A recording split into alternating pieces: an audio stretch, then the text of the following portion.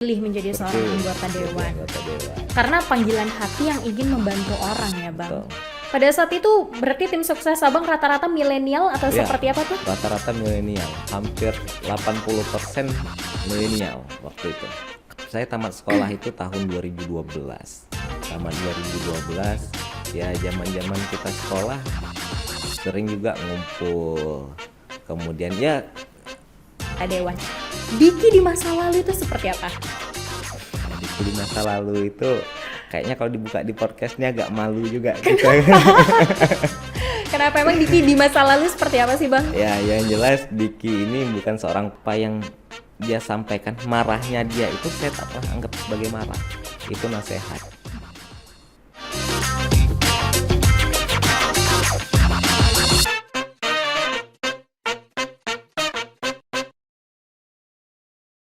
Ini tugas sebagai anggota DPRD, sebagai masyarakat biasa, begitu.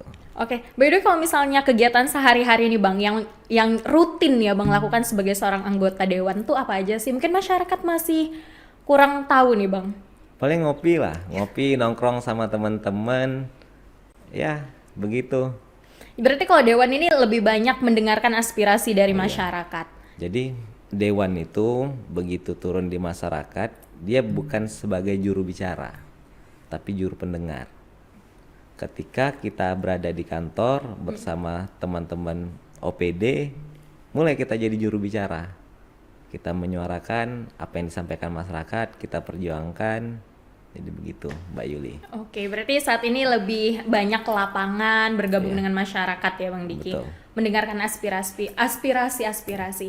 Nah, kalau tadi pagi nih katanya dari mana nih? Tadi pagi kebetulan nongkrong di Batu Hitam, mendengar keluh kesah pedagang kaki lima Teluk Riting yang mau direlokasi katanya. Jadi ya dengar curhatan teman-teman sana sambil ngopi. Bang Diki setiap hari dengar masyarakat curhat ke Bang Diki, Pak ini kurang, pusing gak sih? Dia tergantung curhatannya apa. Ketika curhatannya Pak bantu dong bayar cicilan motor itu pusing. Sementara kan bukan tugas fungsi kita. Jadi itu cukup kita dengar lalu kita lewati saja.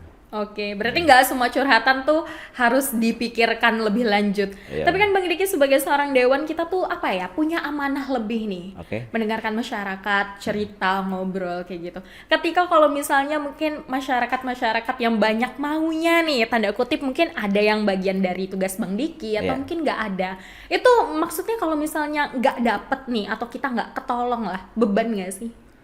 Tergantung. Jadi kita akan menjadi beban ketika yang disampaikan itu harapan tentang pemerintahan atau dia lagi terhambat nih dalam pengurusan apa seperti BPJS-nya atau Jamkesda-nya. Ketika kita tak laksanakan itu menjadi beban. Tetapi seandainya curhatannya itu tidak berkaitan dengan tugas dan fungsi kita, ya kita jelaskan beredukasi kepada masyarakat, Bang ini nggak bisa loh. Kak ini nggak bisa loh karena ini tahapannya nggak seperti ini, sistemnya nggak seperti ini.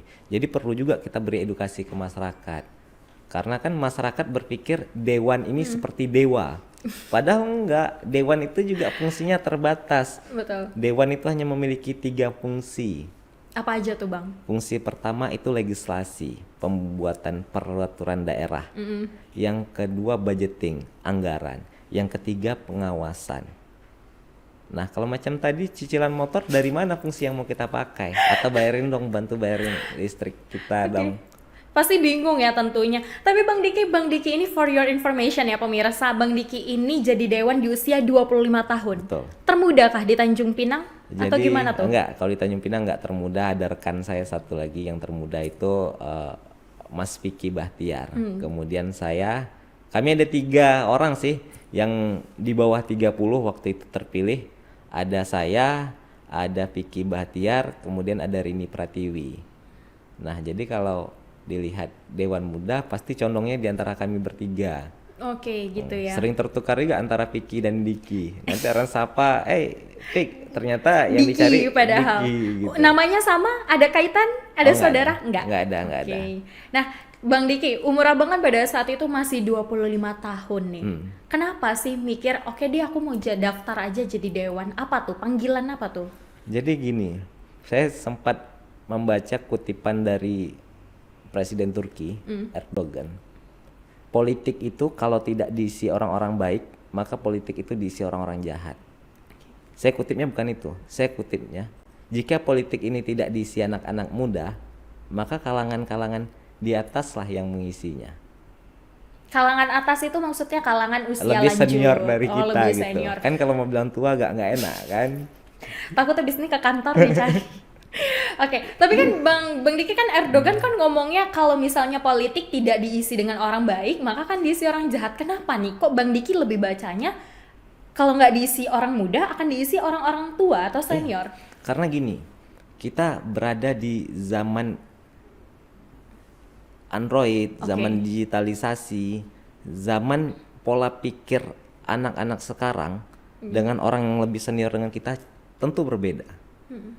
Jadi untuk memahami diri kita ini perlu juga kita jadi corong. Toh kalau zaman dulu mungkin waktu kita kecil orang tua itu memfasilitasi, ini lapangan bulu tangkis, lu silakan main. Ini lapangan takraw, lu silakan main. Mungkin nggak yang di kalangan lebih lanjut, ini Mobile Legend tahu dari mana, bro? Betul Iya kan? sekali. Tapi kalau Bang Diki asli Tanjung Pinang, lahir Asli di Tanjung Pinang. lahir di Teluk Riting. Makanya mengutip Erdogan tadi karena Presiden Turki kita dari Teluk Riting kan. Turki, Teluk Riting, padahal hal-hal yang sangat berbeda ya. Oke, tapi Bang Diki kalau misalnya nih, kan Bang Diki asli kota Tanjung Pinang, bisa ceritain ya, ini cerita awal bisa sampai pada akhirnya menjadi seorang dewan itu gimana? Jadi saya tamat sekolah itu tahun 2012. Tamat 2012 ya zaman-zaman kita sekolah sering juga ngumpul. Kemudian ya aktivitas anak muda pada biasanya lah. Contoh seperti ya nongkrong-nongkrong, lihat-lihat balap liar kan ada juga waktu itu. Kelas 2 SMA tuh ngeliat orang balap liar. Kemudian Salah satu pembalapnya kah? Jangan-jangan Abang? penonton aja. Penonton. Kita nggak punya mental kita kalau di aspal. Oke. Jadi ya kayak balap liar, kemudian kita nongkrong, ngopi apa segala macam. Waktu itu kan zaman saya ya kayaknya zaman Mbak Yuli juga lah. Beda Tempat zaman. tongkrongan paling asik dulu kan di Tapi laut. tepi laut, di Iya. pelabuhan, ngopinya di pelabuhan di Melayu Square. Nah, aku ngeliat loh ternyata setelah kita nongkrong banyak juga potensi-potensi yang ada. Ternyata pada saat itu aku ngerasa aku nggak kuper juga ya, temanku banyak ya. Oke. Nah teman banyak ini gimana caranya? Aku pikir ini bisa menjadi salah satu penyuara bagi mereka. Itu yang pertama. Kedua, loh ini aku punya kemampuan untuk duduk di DPR. Kenapa nggak dicoba? Aku melihat. Nah pada saat itu aku jalan, oh udahlah bisa tuh aku tentukan. Akhirnya mulai berorganisasi. Jadi ketika ada niatan itu timbul di 2012, kemudian berorganisasi. Aku jadi ketua pemuda di Tukriting, Ikatan Pemuda Tukriting tahun 2012 itu aku berjalan. Mulai berorganisasi dan mulai melakukan sesuatu yang berarti buat masyarakat. Berarti terpikir mau menjadi seorang dewan itu dari tahun 2012. Pada akhirnya baru terrealisasi di tahun 2019. Nah, itu sebelumnya emang sudah pernah, kan itu kan sebelum 2019 itu di 2014 berarti ada itu ya pemilihan. Ya. Itu sudah ikutkah mencalonkan diri atau mungkin udah gabung sama partai politik? Belum. Jadi di 2019 itu selain saya menjadi ketua pemuda Tukriting, Ikatan Pemuda Tukriting, kemudian saya menjadi ketua LSM Sahabat Sehati. Waktu itu pembinanya Ibu Pepi Chandra. Berjalan di 2012 itu LSM itu berjalan, yang ngajakin saya tuh Bang Fahri. Kebetulan Bang Fahri itu kerabat saya, Bang Fahri Ansah, yuk gabung lah di sini organisasi. Nah yang dulunya nongkrongnya nggak tentu arah nih, nonton balap, kita ngopi, akhirnya ada wadah. Itulah termasuk orang-orang yang berjasa juga di kita, Ibu Pepi Chandra, ada Pak Snizar Hud, kemudian jumpa sama Pak Agus Wibowo. Nah di situ ada nih yang mengarahkan dari yang liar-liar sana, ada yang mengarahkan agar jalan yang lurus. Nah, yang terkesan ketika gabung di LSM Sahabat Sehati itu ada program namanya Rp1.000 sehari kami buat.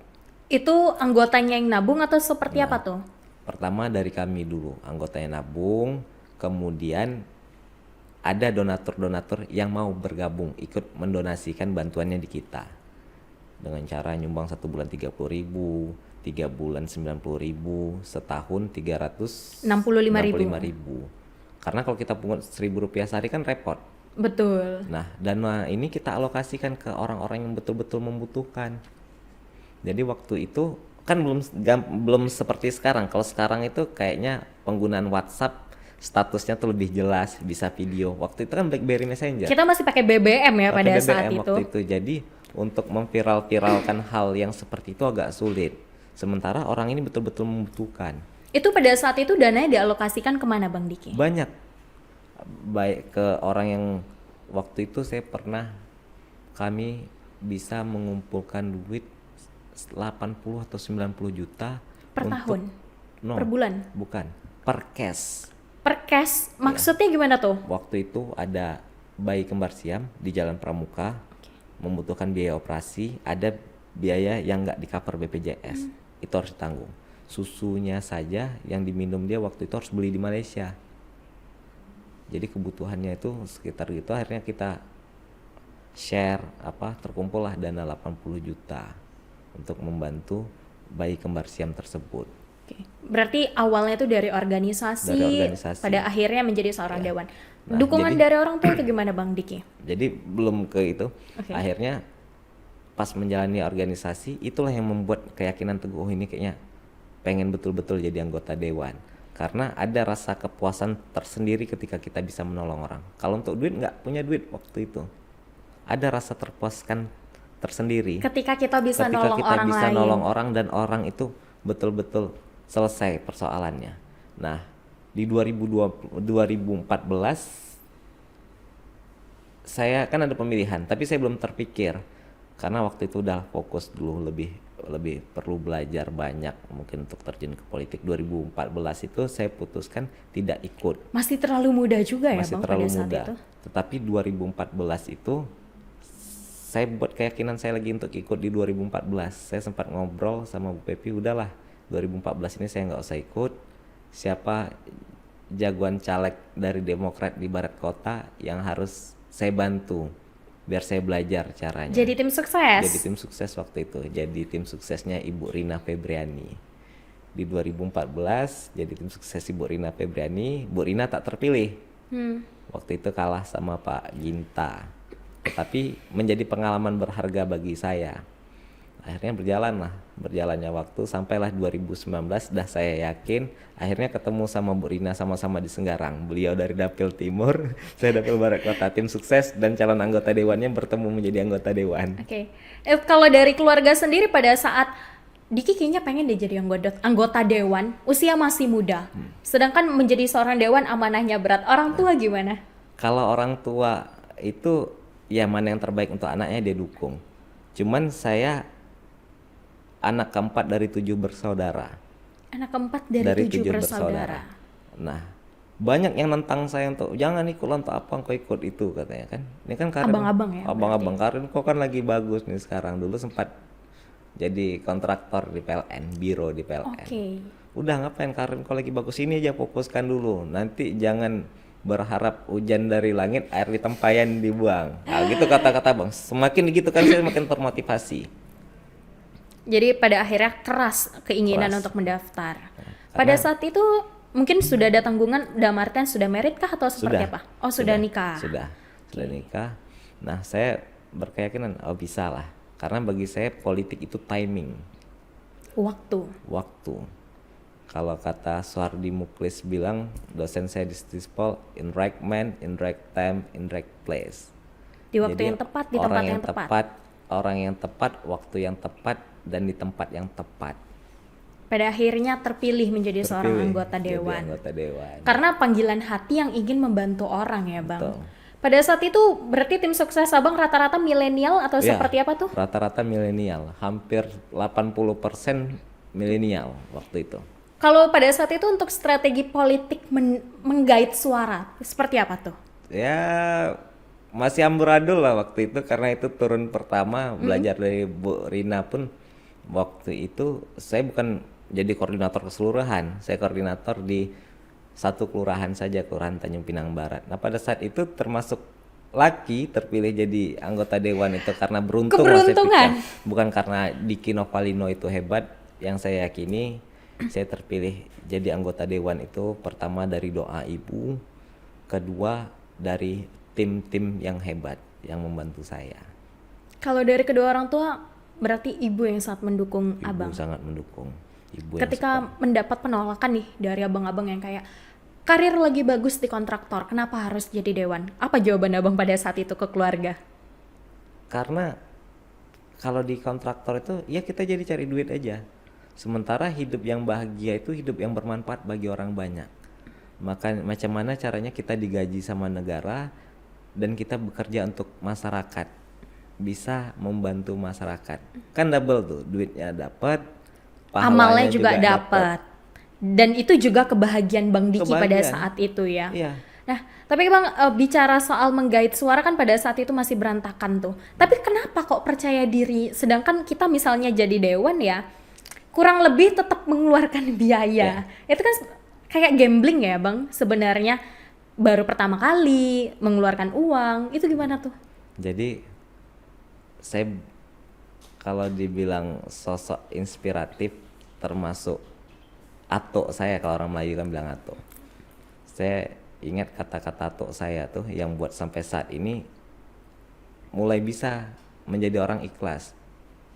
Jadi artinya ketika kita berbuat sesuatu jangan berharap kepada manusia, berharaplah sama Allah. Karena gini nih, yuk Mbak Yuli kita makan siang. Harapan aku ajak makan siang, mana tahu Mbak Yuli bisa jadi pemilih aku. Ternyata nggak milih, itu kan kecewa. Tapi kalau lakukan apa adanya, berjalan apa adanya tanpa mengharap apapun, insya Allah apa yang terjadi itu ikhlas. Oke. Saya pastikan ikhlas. Ikhlas. Mungkin di keluarga ada nggak Bang? Mungkin paman, ayah yang pernah bergabung lah di dunia politik, atau mungkin Bang Diki yang pertama nih? Ada paman, tapi itu di Bintan. Abangnya bapak di Bintan. Cuman nggak inilah karena adik-beradik bapak juga 12, nggak ada cenderung, bukan dia juga jadi motivasinya gitu. Cuma ngelihat oh gitu dewan. Tapi memang beneran panggilan hati. Panggilan hati. Visi misi Bang pada saat menjadi dewan apa sih yang dari Tanjung Pinang, atau mungkin Abang yang bisa kita katakan menyuarakan suara milenial? Oke. Apa tuh? Suara yang seperti apa nih? Ingin disuarakan? Jadi sebelum Mbak nanya saya tanya balik, udah berapa anggota dewan yang datang ke sini? Lumayan. Lumayan. Ya lumayan. Dan apa visi misi anggota dewan lainnya? Ada? Banyak. Banyak. Nah, sebenarnya anggota dewan itu nggak punya visi dan misi. Ketika kamu punya visi dan misi, loh, kamu ini kan wakilnya rakyat. Artinya bukan kamu yang memimpin rakyat.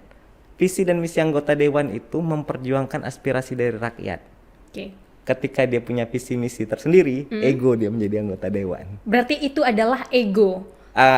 Asumsi saya pribadi Oke, saya asumsi Bang Diki berarti ketika seorang nggak tepat rasanya ketika anggota dewan punya visi dan misi. Oke, berarti tepatnya adalah ketika menjadi seorang dewan itu ingin Dengarkan menyuarakan aspirasi masyarakat, aspirasi dari lalu masyarakat. diperjuangkan. Ya.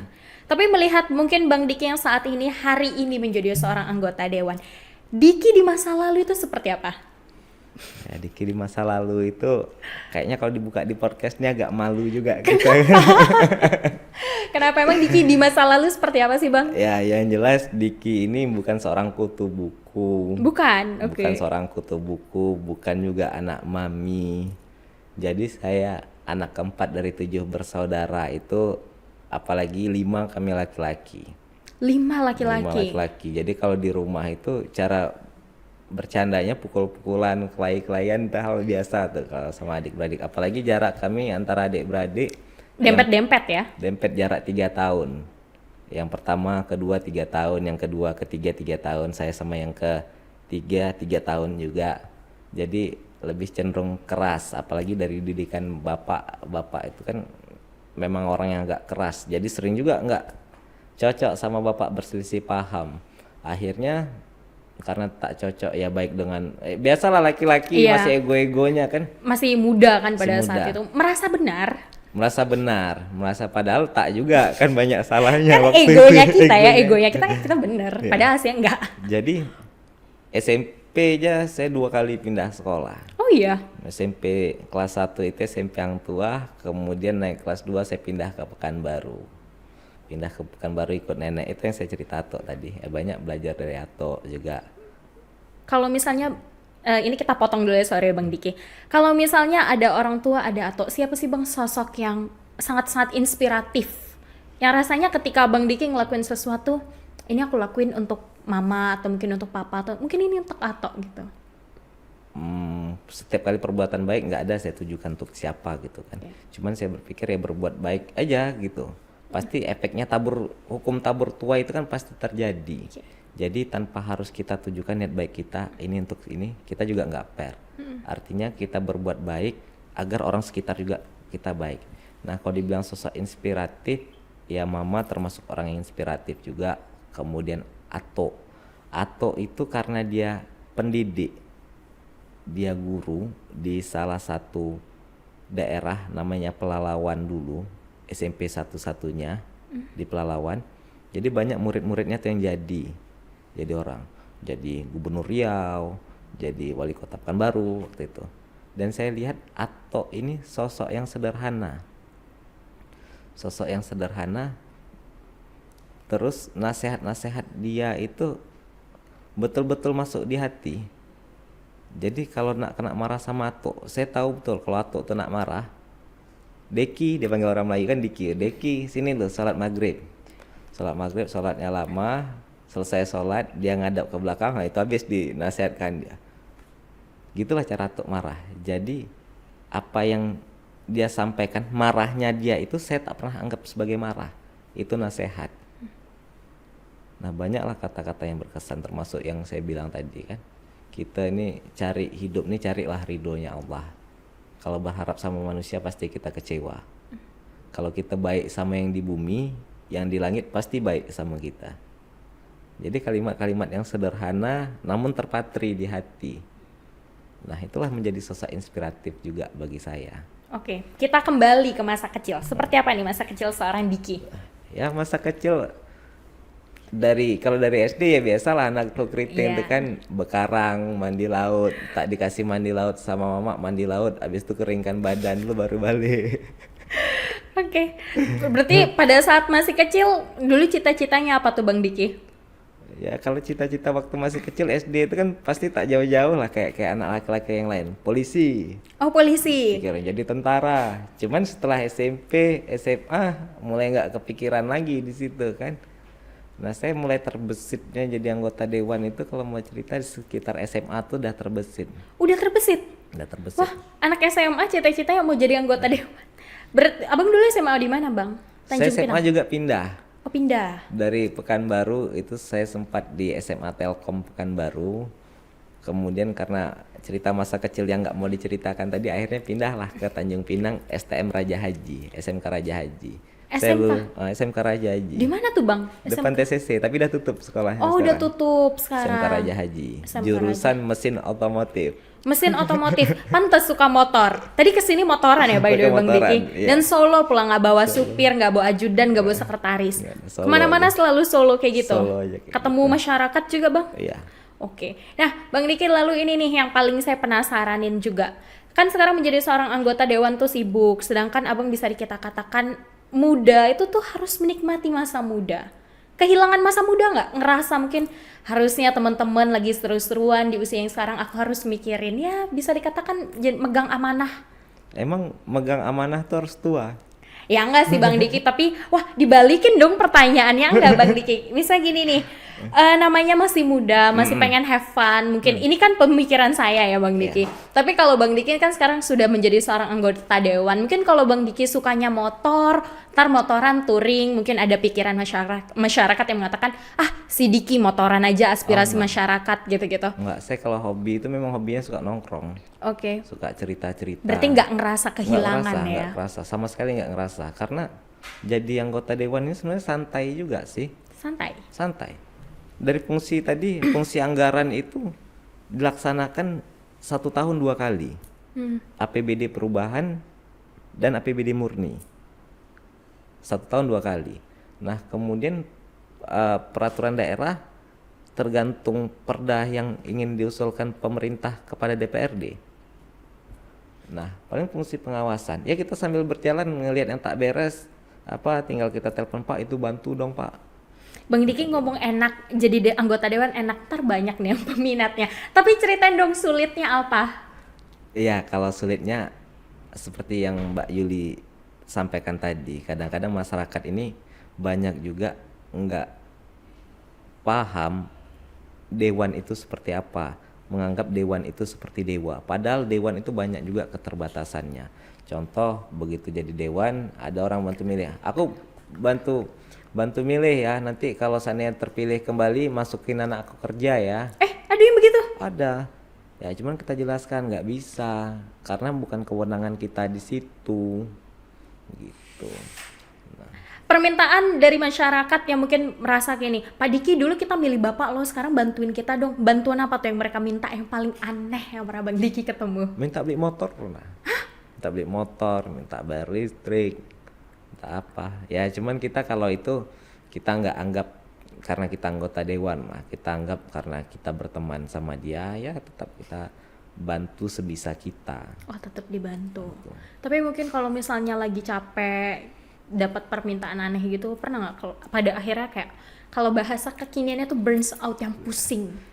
Jadi itu tergantung kita mappingin emosi kita sendiri, kira-kira tak pas jangan kita balas dulu, kita rehat, tenang dulu, nanti dah santai-santai untuk balasnya dengan hati yang senang aja. Jadi ketika lagi gondok tuh ya jangan diini dulu. Kadang kan masalah tuh tidak hanya karena kita menjadi anggota dewan saja.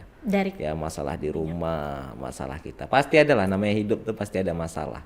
Terus kalau dari Bang Diki sendiri untuk stress release-nya ngapain biasanya? Mancing kah? Mancing, main ke laut. Main ke laut? Seneng main ke laut? Senang, karena anak tuh keriting. Kemarin tuh aku pernah ngeliat di Instagram Bang Diki naik kano ke Pulau Paku. Itu sering dilakuin kayak gitu?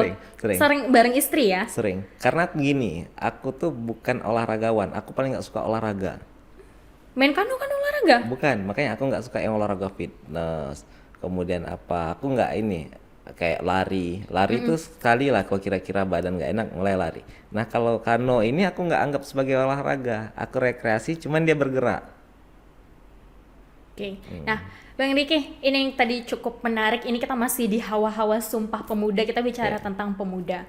Bang Diki bisa dikatakan memulai karir itu pertama di organisasi, pada akhirnya menemukan makna hidup nih, senang membantu orang. Menurut Bang Diki, pemuda zaman saat ini nih penting nggak sih untuk ikut berorganisasi seperti yang Bang Diki lakuin? Sangat penting kalau berorganisasi, apalagi untuk menjadi orang yang baik itu kadang-kadang nggak bisa sendirian. Kita kalau mau hijrah tuh hijrahnya bareng-barengan. Kalau kita 5 gengnya agak nakal, kita mau hijrah sendirian, 4 ini tetap jadi racun. Udah layul kita gini, kita keluar malam balik jam 11, itu kan tetap ada. Jadi memang harus barengan. Harus dibuatlah organisasi yang menurut selera teman-teman sendiri selagi itu positif. Begitu.